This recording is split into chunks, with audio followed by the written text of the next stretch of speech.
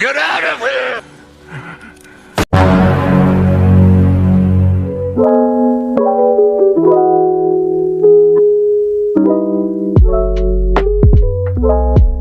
Halo gabuter di seluruh Indonesia, gimana kabarnya? Semoga baik-baik saja. Oke, untuk kali ini kita akan membahas sebuah film bergenre drama romansa berjudul Lolita yang rilis pada tahun 1997.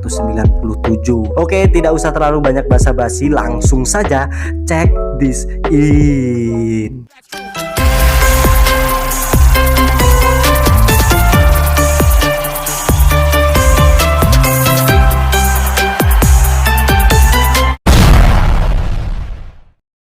Di awal kisah kita diperlihatkan seorang pria Prancis bernama Monsieur Humbert atau biasa dipanggil Humbert, di mana si Humbert ini adalah seorang pria bergelar profesor. Perlu diketahui juga bahwasannya Humbert belum mempunyai pasangan hidup atau masih jomblo. Yang alasan kenapa Humbert sudah gerang kaplak belum menikah itu dikarenakan dia mengalami hal buruk ketika dia masih berumur 14 tahun, di mana Humbert jatuh cinta kepada seorang wanita sebayanya bernama Annabelle. Tapi ketika mereka sudah saling jatuh cinta dan sempat melakukan uji coba perkembangbiakan, malah si Annabelle harus tewas karena mengalami tipes.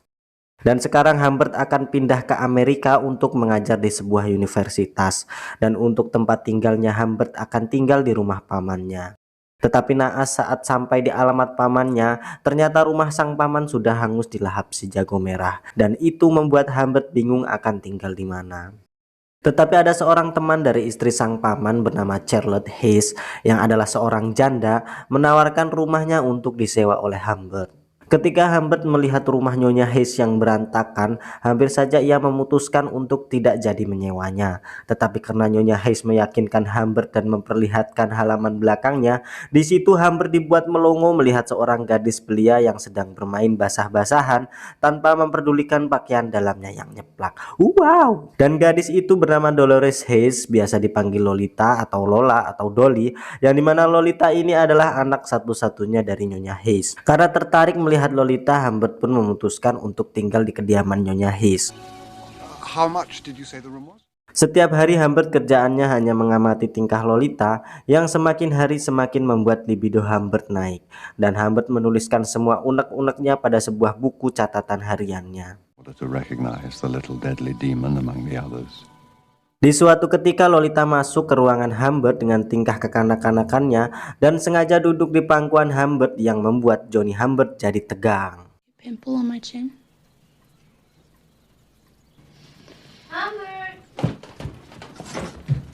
Humbert, I beg your pardon? is she keeping you up? No. Di lain sisi Nyonya Hayes yang seorang janda yang tentu saja sudah tak lama merasakan terpedot seorang jantan pun mulai tertarik pada Humbert. Dan dikarenakan tak ingin diganggu oleh tingkah anaknya sendiri, Nyonya Hayes mengirimkan Lolita ke sebuah sekolah asrama. I asked you to put that suitcase in the car.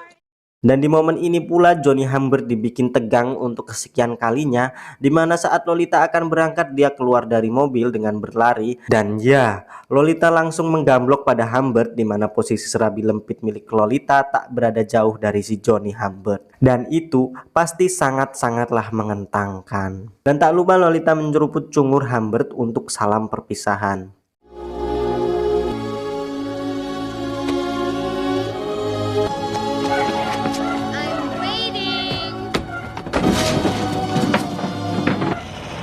If I've told you once, I've told you 1,000. Tak berselang lama dari keberangkatan Lolita, pembantu Nyonya Hayes bernama Louis memberikan sepucuk surat yang tak lain adalah dari Nyonya Hayes, yang berisikan ajakan Nyonya Hayes untuk menikah. Dan akhirnya mereka pun melangsungkan pernikahan mereka.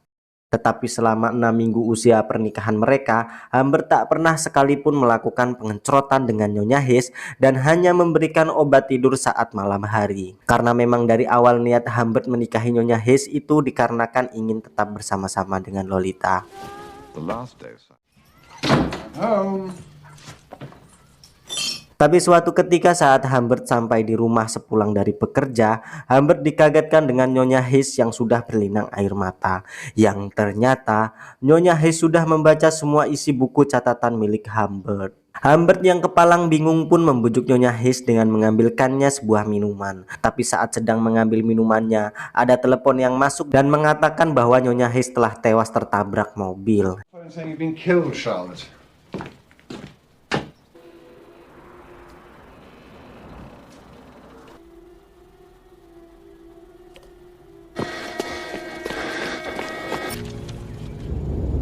I'm sorry, sir. Oh, God. Oh, God. Yang ternyata Nyonya Hayes ingin mengirim surat kepada Lolita mengenai sifat-sifat Humbert.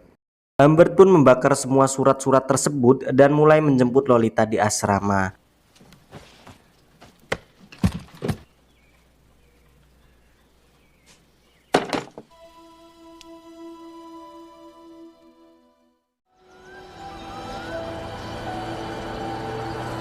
It's such a pleasure to watch our young people make friends.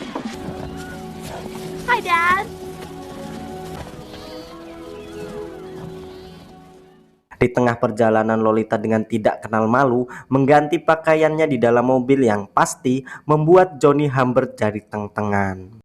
Karena jarak yang masih jauh dan hari sudah mulai gelap, akhirnya Humbert memutuskan untuk menyewa sebuah hotel. Tetapi saat sedang melakukan check-in, ternyata pihak hotel hanya menyediakan satu kamar saja, yang membuat mereka harus tidur satu kamar.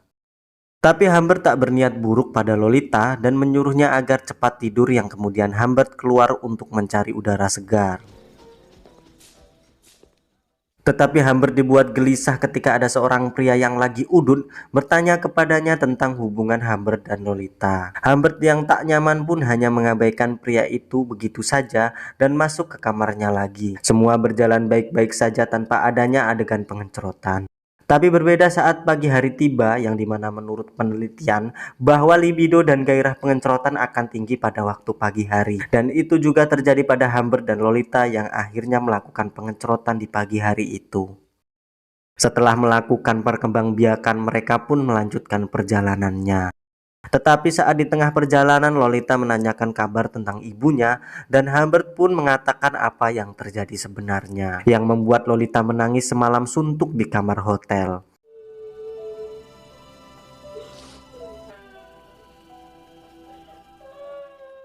Tetapi karena sekarang ia sebatang kara dan tak ada tempat lain selain Humbert untuk dia kembali, mereka pun berbaikan di malam itu. Dan mulai saat itu mereka hanya berpindah-pindah hotel dan melakukan pengecotan. Begitu saja secara berulang-ulang.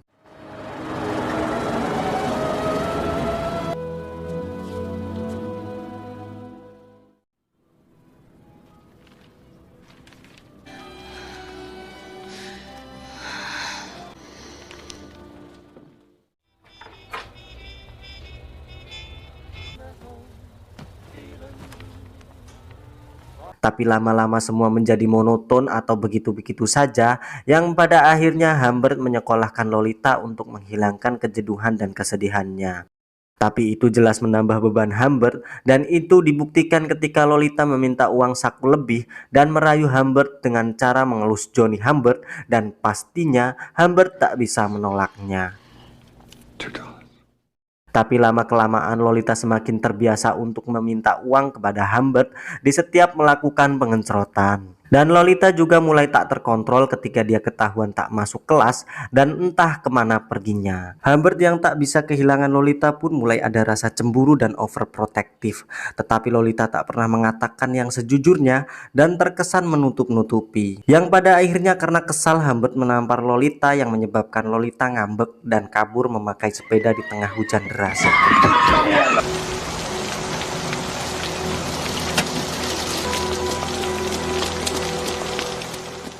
Dan pada malam harinya Humbert yang mencari Lolita melihat Lolita yang sedang menelpon seseorang di wartel terdekat, yang menambah penasaran si Humbert. Come to a decision. Entah ada angin apa, Lolita memutuskan untuk menyudahi sekolahnya dan mengajak Humbert kembali berpetualang ke hotel-hotel untuk melakukan pengecotan. Dan petualangan mereka pun dimulai lagi.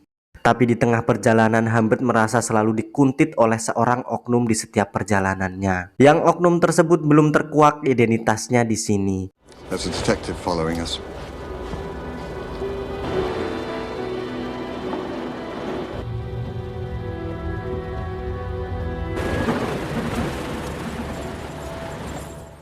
Shall I walk down to the town and get you some fruit? Bananas.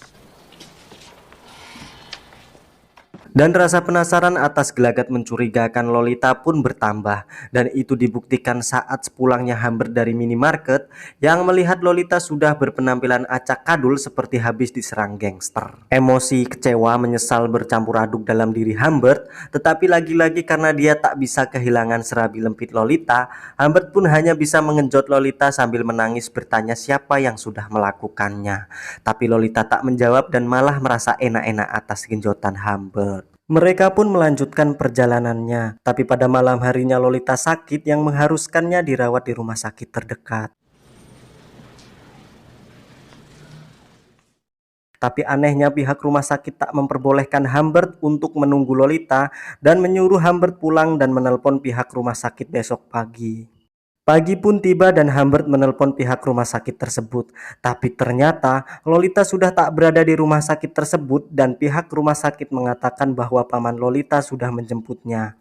Emosi Humbert bergegas ke rumah sakit untuk memukul cungur sang dokter, tapi Humbert melihat dua orang polisi di depan rumah sakit yang menyebabkan Humbert mengalah karena pasti repot kalau urusannya sama polisi. It's all right. I'm sorry.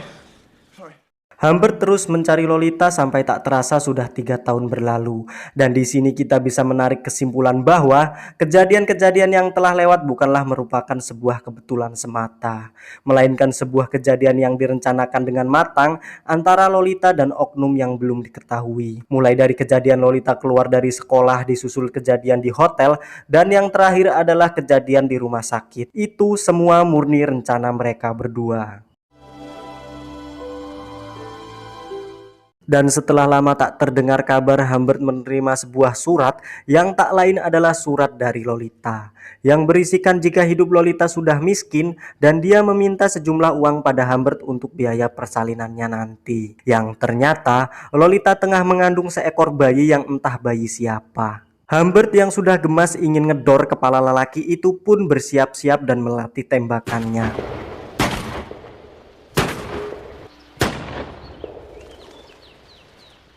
Tibalah waktu ia datang ke rumah Lolita dan Humbert hanya bisa melongo melihat gadis yang dulu menemaninya sekarang akan menjadi seorang ibu.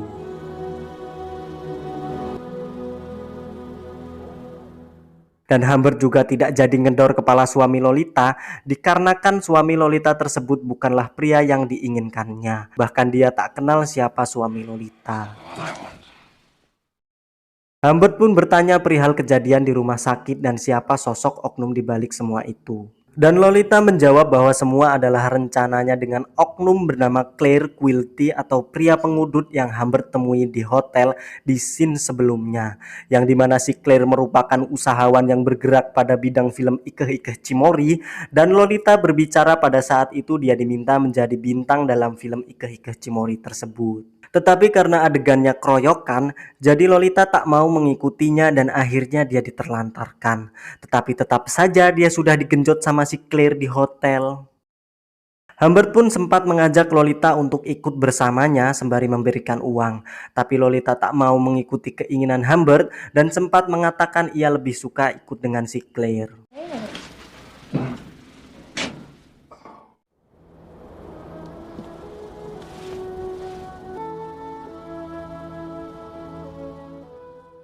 Dan Humbert berlalu pergi dari rumah Lolita. Yang ternyata Humbert menuju rumah si Claire dan berniat membunuhnya. Humbert pun masuk secara diam-diam dan menembak si Claire yang saat itu baru saja melakukan pengencrotan.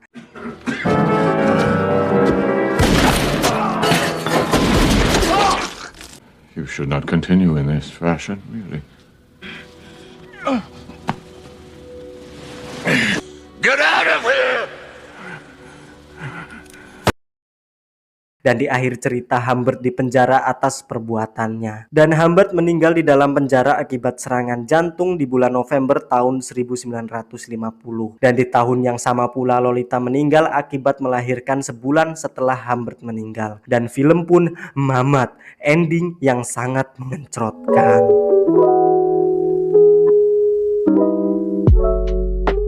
Saya sempat berpikir siapa yang harus bertanggung jawab atas semua peristiwa ini. Apakah Lolita yang terlalu saknean atau Humbert yang tak pernah berkaca bahwa dirinya sudah tua? Entahlah, hanya Pak RK yang tahu. Pesan yang kita bisa ambil dalam film ini ialah jangan terlarut-larut dalam kesedihan seorang mantan. Ayo dong, move on. Oke, tak terasa kita sudah berada di ujung video. Dan lagi-lagi saya tidak bosan untuk mengingatkan sobat sekalian untuk subrek channel ini agar saya tetap bisa berkarya menghibur kalian. Oke, sampai jumpa lagi. Bye.